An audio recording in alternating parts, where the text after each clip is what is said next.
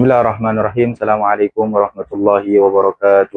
Alhamdulillah wassalatu wassalamu ala Rasulillah sayyidina Muhammad ibn Abdullah wa ala alihi wa sahbihi wa mawalah. La haula wa la quwwata illa billah. Allahumma salli wa sallim wa barik ala sayyidina Muhammadin al-Fatihi lima ughliqa wal khatimi lima sabaqa nasiril haqqi bil haqqi wal hadi ila siratikal mustaqim wa ala alihi haqqa qadrihi wa miqdarihi al-azim. Subhanaka la ilma lana illa ma 'allamtana innaka antal alimul hakim. Rabbi shrah li sadri wa yassir li amri wahlul 'uqdatam min lisani yafqahu qawli wahdi qalbi wa saddid lisani amma ba'du. Hadirin sahabat Turos dimanapun antum berada, alhamdulillah pada kesempatan kali ini kita bisa melanjutkan kajian kitab Khulasat Nurul Yakin fi Sirati Sayyidil Mursalin dalam keadaan sehat walafiat. Mudah-mudahan Allah Subhanahu wa taala memberikan istiqamah kepada kita sehingga kita terus ngaji, belajar, dan insyaallah akan mendapatkan ilmu yang manfaat daripada Allah Subhanahu wa taala. Insyaallah pada kesempatan kali ini kita akan membahas bab yang ketiga, yaitu berkenaan tentang kelahiran Nabi kita Muhammad Shallallahu Alaihi Wasallam, dan juga kita akan bahas orang-orang yang ikut andil di dalam proses ketika beliau Shallallahu Alaihi Wasallam masih kecil, dan siapa saja orang-orang yang ikut menyusui daripada beliau Shallallahu Alaihi Wasallam. Baik, langsung saja kita masuk ke pembahasan kitab. Bismillahirrahmanirrahim. Qala al-musannifu rahimahullahu ta'ala wa nafa'ana bihi wa bi 'ulumihi wa bi asrarihi fid dharain amin ya rabbal alamin. Wiladatuhu tawikiku wiladatuhu, kelahirannya Kanjeng Nabi Muhammad sallallahu alaihi wasallam, wa radha'atuhu, lan proses di mana sallallahu alaihi wasallam Nabi kita itu disusui.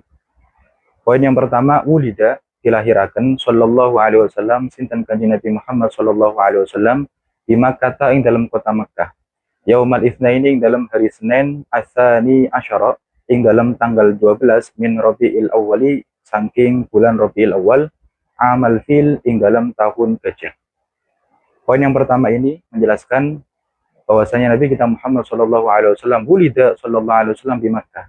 Dilahirkannya Nabi kita Muhammad sallallahu alaihi wasallam itu di kota Makkah Al-Mukarramah. Yaumal Itsnain, pada hari Senin.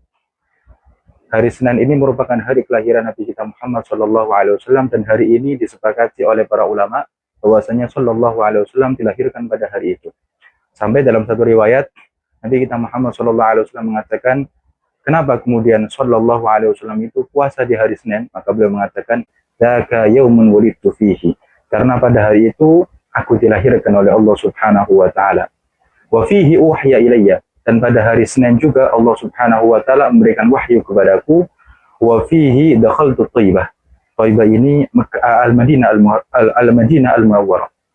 Pada hari Senin juga aku hijrah dari kota Makkah Al-Mukarramah menuju Madinah Al-Munawwarah. Kemudian beliau juga sallallahu alaihi wasallam dilahirkan As-Sani Asyara min Rabiul Awal, pada tanggal 12 Rabiul Awal. Tanggal 12 ini kelahiran Nabi Shallallahu Alaihi Wasallam itu menurut pendapat yang masyhur, mayoritas ulama mengatakan bahwasanya Shallallahu Alaihi Wasallam dilahirkan pada tanggal 12 di bulan Rabiul Awal. Walaupun di sana ada beberapa perbedaan para ulama, ada yang mengatakan beliau Shallallahu Alaihi Wasallam dilahirkan pada tanggal 2, ada yang mengatakan juga pada tanggal 9. Bahkan di antara yang mengatakan tanggal 9 itu adalah ulama-ulama yang ahli hisab, yang beliau menghitung bahwasanya Shallallahu Alaihi Wasallam dilahirkan pada tanggal 9 Rabiul Awal. Akan tetapi masyhur, banyakkan para ulama mengatakan beliau Shallallahu Alaihi Wasallam dilahirkan pada tanggal 12. Dan ternyata kemasyhuran tersebut sampai saat kita sekarang ini juga mengetahui bahwasanya Shallallahu Alaihi Wasallam dilahirkan pada tanggal 12 Rabiul Awal. Ini bulan kelahiran Nabi Shallallahu Alaihi Wasallam. Ini pendapat yang kuat dibandingkan pendapat-pendapat yang mengatakan Shallallahu Alaihi Wasallam dilahirkan di bulan selain Rabiul Awal. Dan ketika ada yang bertanya, kenapa Nabi Muhammad Shallallahu Alaihi Wasallam manusia yang istimewa, manusia yang luar biasa, manusia yang spesial, tapi dilahirkan di bulan Rabiul Awal, yang pada saat itu bulan Rabiul Awal ini bulan biasa, tidak ada istimewa-istimewanya, tidak seperti bulan-bulan yang lain yang istimewa. Kenapa? Maka di antara hikmah itu bahwasanya kenapa Shallallahu Alaihi Wasallam itu dilahirkan pada bulan Rabiul Awal, karena supaya Nabi Shallallahu Alaihi Wasallam itu mulia karena zatnya beliau Shallallahu Alaihi Wasallam. Istimewanya kelahiran Nabi Muhammad karena dari nabinya sudah istimewa. Bahkan Rabiul Awal yang dulunya menjadi bulan yang biasa, setelah dilahirkan Nabi Muhammad di bulan tersebut, maka Rabiul Awal menjadi bulan yang istimewa, bulan yang spesial, bulan yang dimuliakan oleh Allah Subhanahu wa taala. Jadi apapun yang di dalamnya ada Nabi Muhammad, segala sesuatu yang dikaitkan dengan Nabi Muhammad SAW, maka sesuatu tersebut, benda tersebut, objek tersebut akan ikut mulia dan dimuliakan oleh Allah Subhanahu wa taala. Amal fil, pada tahun gajah. Shallallahu alaihi wasallam dilahirkan pada tahun gajah. Orang-orang Arab dulu punya kebiasaan ketika memberikan satu nama itu menyesuaikan dengan keadaan yang terjadi pada saat itu. Sekarang kita masuk ke poin yang kedua. Wasumya lan dinamakan amu wiladatihi opo tahun kelahiran Kanjeng Nabi amal fil ing nama tahun gajah. Lianna malikal habasyati krono satuhune raja Habasyah arsala iku mengutus sopo malikul Habasyah ama wiladatihi ing dalam tahun kelahiran Kanjeng Nabi jaisan ing pasukan ila Makkah menuju kota Mekah. Lihat bil Ka'bata krono arahe menghancurkan Ka'bah. Wa kana lan ono fihi ku tetep ing dalam jaish filun opo gajah azimun kang besar atau banyak. Fahlakan uli menghancurkan Allahu sinten Allah al-jaisha ing mengkono-mengkono pasukan tersebut. Ikraman krono memuliakan menghormati liwiladatin Nabi sallallahu alaihi wasallam maring kelahiran Kanjeng Nabi Muhammad sallallahu alaihi wasallam. Poin yang kedua ini menjelaskan bahwasanya tatkala dalam proses kelahiran Nabi Muhammad sallallahu alaihi wasallam 50 hari sebelumnya itu ada satu kejadian di mana ada seorang raja yang bernama Abraha. Nah, dia itu merupakan raja daripada Habasyah. Itu mengutus satu pasukannya menuju Makkah Al-Mukarramah untuk tujuan menghancurkan Ka'bah. Kenapa? Karena dalam hatinya punya rasa iri, punya rasa dengki. Kenapa orang-orang dari Jazirah Arab berbondong-bondong menuju kota Makkah Al-Mukarramah? Kenapa nggak menuju ke tempatnya dia? Kenapa nggak menuju ke wilayahnya dia? Ternyata di situ ada satu bangunan yang bernama Ka'bah dan orang-orang berbondong-bondong setiap tahunnya untuk datang ke situ melaksanakan haji. Dan haji merupakan masyru' bahkan sebelum Nabi kita Muhammad SAW karena syariat haji itu sudah datang daripada Nabiullah Ibrahim alaihi salatu wassalam. Maka dari hal itu kemudian rasa iri tersebut memuncak, rasa dengki itu memuncak sehingga punya inisiatif untuk menghancurkan Ka'bah. Disiapkan pasukan yang jumlahnya besar, yang dalam pasukan tersebut menggunakan kendaraan gajah yang begitu gagah, yang hebat-hebat, yang besar-besar dengan jumlah yang banyak untuk menuju ke kota Al-Mukarramah dengan tujuan menghancurkan Ka'bah. Kan tetapi pada saat itu juga yang menjadi pemimpin adalah kakek Nabi kita Muhammad SAW yang bernama Sayyid Abdul Muttalib. Itu mengumpulkan masyarakat pada saat itu mendengar informasi bahwasanya sebentar lagi kita akan kedatangan tamu yaitu Raja Abraha dengan tujuan yang kurang baik. Lantas dikumpulkan masyarakat dan diajak musyawarah, diajak diskusi. Bagaimana? Apa yang akan kita lakukan? Maka ada yang berpendapat kita perang, kita jaga ke macam-macam. Tapi pendapat Sayyid Abdul Muttalib, ya ketika nanti Raja Abraha datang ke sini, kita naik ke gunung semua, kita saksikan apa yang akan diperlakukan Allah Subhanahu wa taala kepada pasukan gajah tersebut karena ada tujuan yang buruk untuk menghancurkan Ka'bah.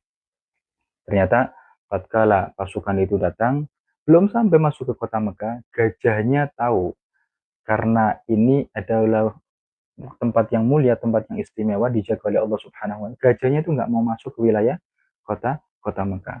Sampai Raja Abraha itu geram, marah besar. Kenapa gajah-gajah ini nggak mau? Kalau disuruh maju, nggak mau. Tapi ketika disuruh balik, mau. Disuruh maju, dia duduk. Maju itu nggak mau. Jadi nggak sampai masuk ke kota Mekah. Akhirnya ya sudah, pasukannya disuruh turun semua, kemudian jalan menuju ke Mekah, jalan untuk menuju ke Mekah untuk menghancurkan Ka'bah. Dan saat itu juga Allah Subhanahu wa taala mengirim Tayran ababil, burung ababil yang disiapkan oleh Allah Subhanahu wa taala untuk melawan pasukan daripada Raja Abraha tersebut. Itu selaras bagaimana yang disampaikan oleh Allah Subhanahu wa taala di dalam surat Al-Fil, bahwasanya Allah Subhanahu wa taala berfirman, "Alam taro kaifa fa'ala rabbuka bi ashabil fil? Alam yaj'al kaidahum fi tadlil wa arsala 'alaihim tayran ababil tarmihim bihijaratin min sijil faj'alahum ka'asfin ma'kul." Tatkala orang-orang menyaksikan bagaimana kuasa Allah Subhanahu wa taala mengutus satu burung yang bernama Ababil yang kemudian menghancurkan, meluluhlantahkan pasukan daripada Raja Abraha tersebut, bahkan diceritakan seperti daun yang dimakan ulat. Karena burung ababil tersebut membawa bebatuan yang disiapkan oleh Allah Subhanahu wa taala yang panasnya luar biasa. Ketika dilempar kepada pasukan Raja Abraha, semuanya luluh lantah, semuanya hancur, seakan-akan gambarannya seperti daun yang kemudian dimakan ulat, bolong-bolong, tembus. Itu kuasa Allah Subhanahu wa taala menjaga tempat yang diistimewakan, dimuliakan oleh Allah Subhanahu wa taala. Dan itu terjadi 50 hari sebelum kelahiran Nabi Muhammad SAW. Kenapa kemudian Allah Subhanahu wa taala menjaga Ka'bah? Kenapa kemudian Allah Subhanahu wa taala menjaga tempat yang istimewa tersebut? Karena tidak lain untuk menghormati, memuliakan daripada Nabi kita Muhammad sallallahu alaihi wa alihi wa sahbihi wasallam, ikraman liwiladati Nabi Muhammad sallallahu alaihi wasallam. Sekarang kita melanjutkan ke poin yang ketiga. Poin yang ketiga ini kita akan menjelaskan tentang siapa orang-orang yang ikut andil di dalam proses ketika Nabi Muhammad SAW telah dilahirkan oleh Allah Subhanahu wa taala di muka bumi ini. Kemudian ada beberapa perempuan yang istimewa yang dimuliakan oleh Allah, dipilih oleh Allah Subhanahu wa taala, yang kemudian menyusui daripada baginda Nabi Muhammad sallallahu alaihi wasallam. Wa arda'at, dan menyusui hu ing Kanjeng Nabi ba'da ummihi ing dalam saat lahe ibune Kanjeng Nabi Thuwaibatul Aslamiyatu, sinten Thuwaibah Aslamiyah. Khadimatu ammihi, kang menjadi pembantu atau budake pamane Kanjeng Nabi Abi Lahabin, rupane Abi Lahab. Summa Halimatu As-Sa'diyatu, kemudian Halimah Sa'diyah, ila an balagha, sampai yang toh tumeka umruhu apa umure Kanjeng Nabi arba'a sanawatin ing 4 pira-pira tahun. Poin yang ketiga ini menjelaskan tentang siapa saja perempuan-perempuan yang dipilih oleh Allah Subhanahu wa taala yang kemudian bisa untuk menyusui baginda Nabi Muhammad SAW. Yang pertama adalah ibundanya, ibunda tercintanya, yaitu Sayyidatuna Aminah bintu Wahab. Beliau menyusui Nabi kita Muhammad Shallallahu Alaihi Wasallam untuk beberapa hari. Kemudian setelah itu dilanjutkan, setelah ibundanya itu dilanjutkan dengan Thuwaibah Aslamiyah. Siapa itu? Khadimatu ammihi Abi Lahab. Dia merupakan pembantu atau budaknya daripada pamannya Nabi Muhammad Shallallahu Alaihi Wasallam yang bernama Abi Lahab. Kita ketahui Abi Lahab orang yang mengingkari Allah Subhanahu Wa Taala, tidak percaya dengan ajaran yang dibawa oleh Nabi Muhammad Shallallahu Alaihi Wasallam. Bahkan dinas di dalam Al-Quran, dia adalah kategori orang yang akan dikekalkan oleh Allah Subhanahu wa taala di neraka Jahannam. Akan tetapi perhatikan. Karena berkah cintanya dia saat kelahiran Nabi Muhammad, senangnya dia saat kelahiran Nabi Muhammad, bahagianya dia ketika kelahiran Nabi Muhammad sallallahu alaihi wasallam, kemudian diistimewakan oleh Allah Subhanahu wa taala. Setiap hari Senin diringankan siksanya oleh Allah Subhanahu wa taala. Sebagaimana ada satu syair yang masyhur menceritakan tentang keadaan Abu Lahab di akhirat, bahwasanya beliau mendapatkan keringan daripada Allah Subhanahu wa taala berkah daripada senangnya kepada kelahiran Nabi Muhammad sallallahu alaihi wasallam. Idza kana hadza kafiran, apabila ada seseorang yang kafir, jaa dhammuhu, yang celaannya sudah dinas oleh Allah Subhanahu wa taala, tabbat yada di surat Al-Lahab, fil jahimi mukhallada, masuk ke neraka jahim dengan dikekalkan oleh Allah Subhanahu wa taala. Ata annahu fi yaumil itsnaini daiman yukhaffafu anhu lisururi bi Ahmad, akan tetapi diberikan keistimewaan oleh Allah Subhanahu wa taala setiap hari Senin siksanya diringankan oleh Allah Subhanahu wa taala, yang mana jari-jarinya mengeluarkan air, yang dari air tersebut Abu Lahab meminumnya sehingga merasakan lapang, sehingga merasakan kenyamanan setiap hari Senin. Kenapa? Karena berkah, senang, gembira pada saat kelahiran Nabi Muhammad SAW. Fama dhannu bil abdi alladhi kana umruhu bi Ahmad masrura wa mata muwahhidan.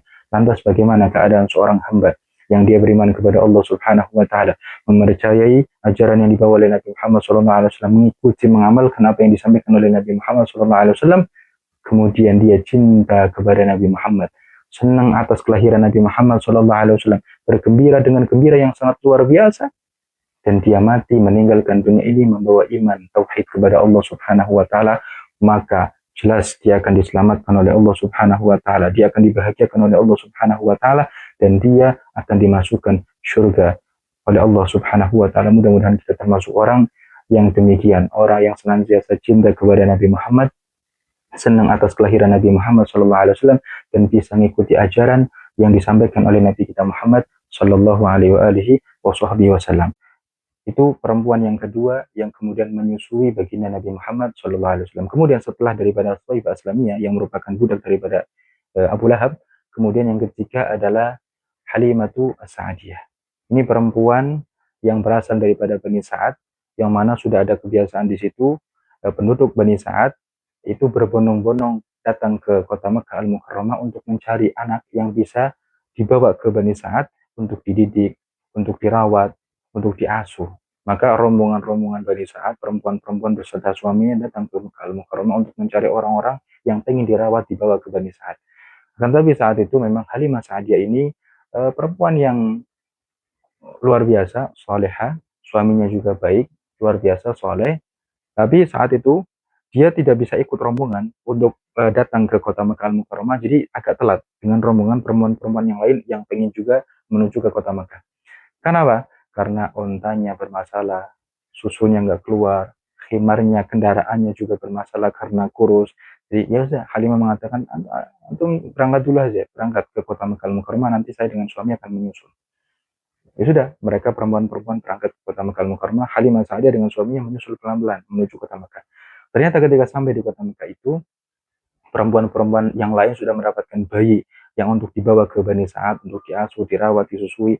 Kemudian bingung, ini kita mau ngambil anaknya siapa? Maka ada salah satu teman yang mengatakan, oh Halimah itu ada itu di pojokan sana. Itu ada seorang perempuan yang baru saja melahirkan, akan tetapi anak itu adalah anak yang yatim. Maka Halimah Sa'diyah bingung, suaminya juga bingung. Ini kita biasanya ke sini itu untuk mencari faidah atau manfaat daripada ayahnya. Ketika kita mengasuh, merawat, mendidik dia, maka kita akan mendapatkan semacam bayaran atau semacam imbalan daripada ayahnya, kebaikan daripada ayah. Ini bagaimana kalau seandainya anak itu yatim? Tapi kata Halimah, tapi saya nggak mau pulang ke Bani Sa'ad, kita tidak membawa apa-apa.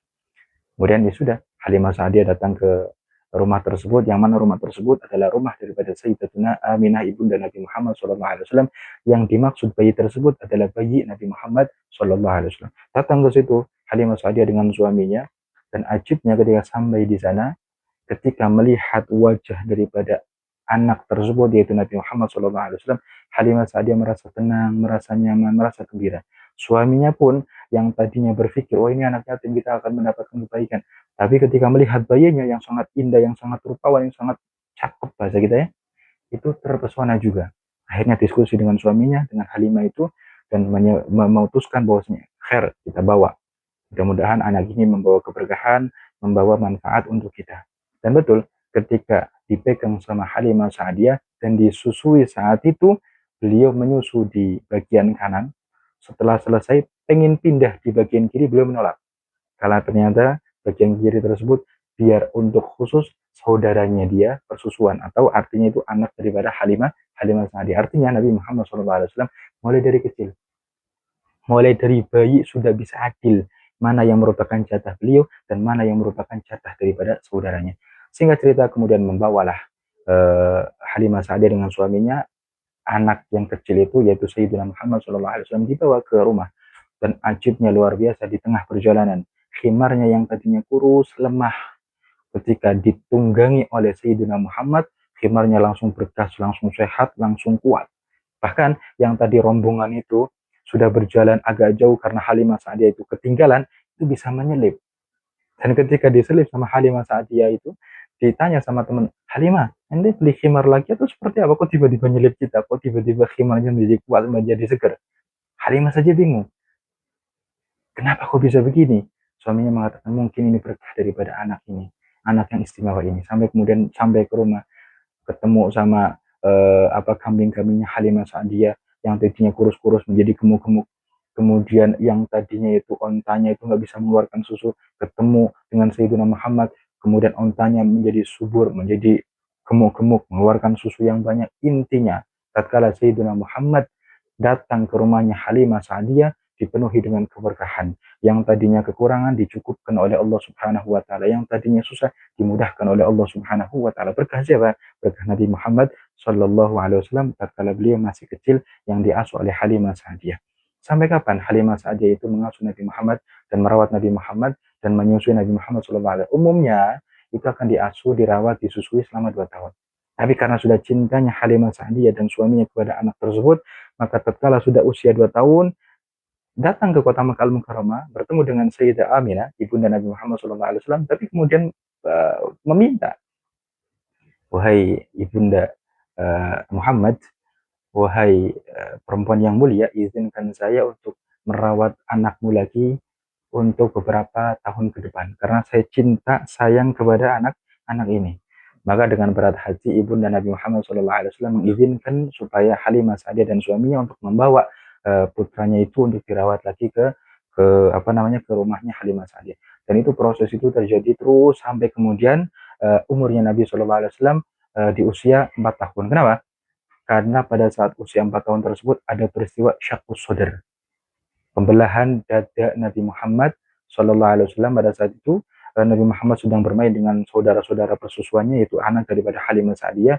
Kemudian di tengah-tengah permainan mereka itu datanglah 2 sosok malaikat yang merupai manusia yang begitu gagah, berwibawa, badannya besar, putih, bersih, datang kepada Nabi Muhammad, dan Nabi Muhammad dibaringkan, kemudian dibelah dadanya, dan itu disaksikan oleh anak Halimah Sa'diyah, saudara persusuan Nabi Muhammad SAW, dan ketakutan. Sampai kemudian anak-anak Halimah Sa'diyah lari kepada Halimah Sa'diyah dan mengatakan, Muhammad ditangkap oleh orang, Muhammad dibunuh oleh orang. Khawatir luar biasa Halimah Sa'diyah, karena ini anak orang, bukan anaknya beliau, anak orang yang perlu untuk dijaga, dirawat.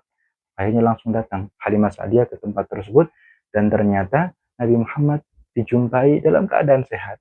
Nabi Muhammad dijumpai dalam keadaan senang, dalam keadaan bahagia. Dan Halimah menanya, ya Muhammad, saudara mengatakan begini, begini, begini. Apakah betul? Kata Nabi Muhammad, ya betul. Jadi ada orang datang ke sini, kemudian membaringkan saya, kemudian saya digini-gini. Tapi saya nggak merasakan apa-apa. Saya nggak merasakan sakit. Saya nggak merasakan susah payah dan saya sekarang sehat, saya senang, saya bahagia.